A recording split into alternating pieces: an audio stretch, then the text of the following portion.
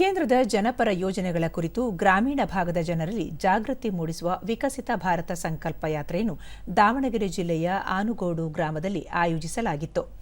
ಸಾರ್ವಜನಿಕರಿಗೆ ವಿಕಸಿತ ಭಾರತದ ಪ್ರತಿಜ್ಞಾವಿಧಿ ಬೋಧಿಸಿ ಅರ್ಹ ಫಲಾನುಭವಿಗಳಿಗೆ ವಿವಿಧ ಯೋಜನೆಗಳ ಮನವರಿಕೆ ಮಾಡಿ ನೋಂದಣಿ ಕಾರ್ಯ ಮಾಡಲಾಯಿತು. ಇದೇ ವೇಳೆ ಡ್ರೋನ್ ಬಳಕೆಯ ಕುರಿತು ರೈತರಿಗೆ ಪ್ರಾತ್ಯಕ್ಷಿಕೆಯನ್ನು ನೀಡಲಾಯಿತು.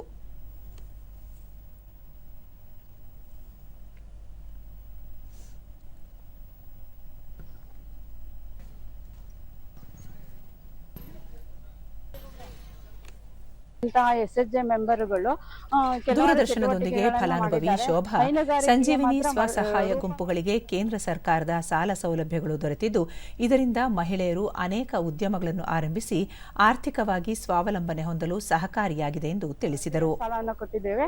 ನಮ್ಮ ಒಕ್ಕೂಟದಲ್ಲಿ ಮರುಪಾವತಿ ಕಂತು ಬಾಕಿ ಇಲ್ಲದಾಗೆ ನಮಗೆ 2,77,00,000 ಟ್ರಾನ್ಸಾಕ್ಷನ್ ಮಾಡಿದ್ದೇವೆ ಸರ್. CF ಸಾಲ ಕೊಟ್ಟಿದ್ದೇವೆ.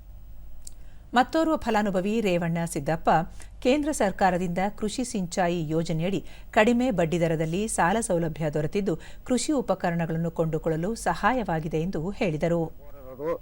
ಆ ಬೋರ್ನಿಂದ ನಾವು ನಮ್ಮ ಜಮೀನಿಗೆ ಮೆಕ್ಕೆಜೋಳವನ್ನು ಹಾಕಿ ಸ್ಪ್ರಿಂಕ್ಲರ್ ಹಾಕಿ ನಾವು ಒಳ್ಳೆ ರೀತಿಯಿಂದ ಬೆಳೆ ಬೆಳೆದವಿ. ಅದರಿಂದ ನಮಗೆ ಮೋದಿಯವರಿಗೆ ಒಳ್ಳೆ ಧನ್ಯವಾದಗಳು. ರಾಯಚೂರು ಜಿಲ್ಲೆಯ ಮಾನ್ವಿಯಲ್ಲಿಂದು ಆಯೋಜಿಸಲಾಗಿದ್ದ ವಿಕಸಿತ ಭಾರತ ಸಂಕಲ್ಪ ಯಾತ್ರೆಗೆ ಜನರಿಂದ ಉತ್ತಮ ಸ್ಪಂದನೆ ವ್ಯಕ್ತವಾಯಿತು. ಈ ಸಂದರ್ಭದಲ್ಲಿ ಕೇಂದ್ರ ಯೋಜನೆಗಳ ಕುರಿತ ಸಾಕ್ಷ್ಯಚಿತ್ರ ಪ್ರದರ್ಶನವನ್ನು ಪ್ರದರ್ಶಿಸಲಾಯಿತು. ಇದೇ ವೇಳೆ ವಿಕಸಿತ ಭಾರತದ ಪ್ರತಿಜ್ಞಾವಿಧಿಯನ್ನು ಬೋಧಿಸಲಾಯಿತು.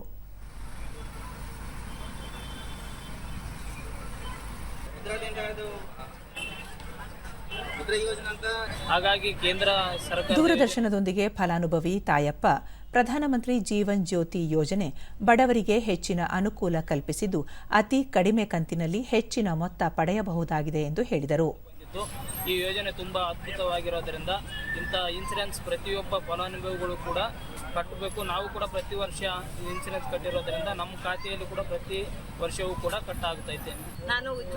ಮತ್ತೋರ್ವ ಫಲಾನುಭವಿ ಪದ್ಮಾ ಗ್ರಾಮೀಣ ಮಟ್ಟದಲ್ಲಿ ಮಹಿಳೆಯರಿಗೆ ಉಜ್ವಲ ಯೋಜನೆಯು ಸಹಕಾರಿಯಾಗಿದ್ದು, ಸಮಯ ಉಳಿತಾಯ ಹಾಗೂ ಹೊಗೆ ಮುಕ್ತ ಮನೆ ನಿರ್ಮಾಣ ಸಾಧ್ಯವಾಗಿದೆ ಎಂದು ಹೇಳಿದರು. ಬಹಳ ಕಷ್ಟ ಆಗ್ತಿತ್ತು. ಜಲ್ದಿ ಬೇಗ ಅಂದ್ರೆ ಕೆಲ್ಸಕ್ಕೆ ಅಟೆಂಡ್ ಆಗ್ತಾ ಇರಲಿಲ್ಲ. ನಮ್ಗ ಉಜ್ವಲ ಗ್ಯಾಸ್ಲಿಂದ ತುಂಬಾ ಉಪಯೋಗ ಆಗಿದೆ. ಸಬ್ಸಿಡಿ 300 ರೂಪಾಯಿ ಬರ್ತಾ ಇದೆ ಈಗ ಉಚಿತವಾಗಿ. ಕ್ಷೇತ್ರ ಆರೋಗ್ಯ ಶಿಕ್ಷಣಾಧಿಕಾರಿ ಬಾಲಪ್ಪ ನಾಯಕ್ ಗ್ರಾಮೀಣ ಜನರಿಗೆ ಆಯುಷ್ಮಾನ್ ಭಾರತ್ ಸೇರಿದಂತೆ ಕೇಂದ್ರ ಸರ್ಕಾರದ ವಿವಿಧ ಯೋಜನೆಗಳ ಕುರಿತು ಅರಿವು ಮೂಡಿಸಲಾಗುತ್ತಿದೆ ಎಂದು ಮಾಹಿತಿ ನೀಡಿದರು. ಆಯುಷ್ಮಾನ್ ಕಾರ್ಡ್ ಅನ್ನು ಪ್ರತಿ ಗ್ರಾಮದಲ್ಲಿ ಮತ್ತು ನಗರಗಳಲ್ಲಿ ಇವತ್ತು ನೋಂದಣಿ ಮಾಡ್ತಾ ಇದ್ದೀವಿ ಸರ್. ಸಾರ್ವಜನಿಕರು ಅಲ್ಲಿ ನಮ್ಮ ಸಮುದಾಯ ಆರೋಗ್ಯ ಅಧಿಕಾರಿಗಳು ಮತ್ತು ಪ್ರಾಥಮಿಕ ಆರೋಗ್ಯ ಸುರಕ್ಷಾ ಅಧಿಕಾರಿಗಳ ಹತ್ರ ಭೇಟಿ ಕೊಟ್ಟು ಆ ಕಾರ್ಡನ್ನು ನೋಂದಣಿ ಮಾಡಿಸಿಕೊಂಡು ಪ್ರತಿಯೊಬ್ಬರು ಕೂಡ ಸರ್ ಕಾರ್ಡ್ ಪಡೆದುಕೊಳ್ಬೇಕು.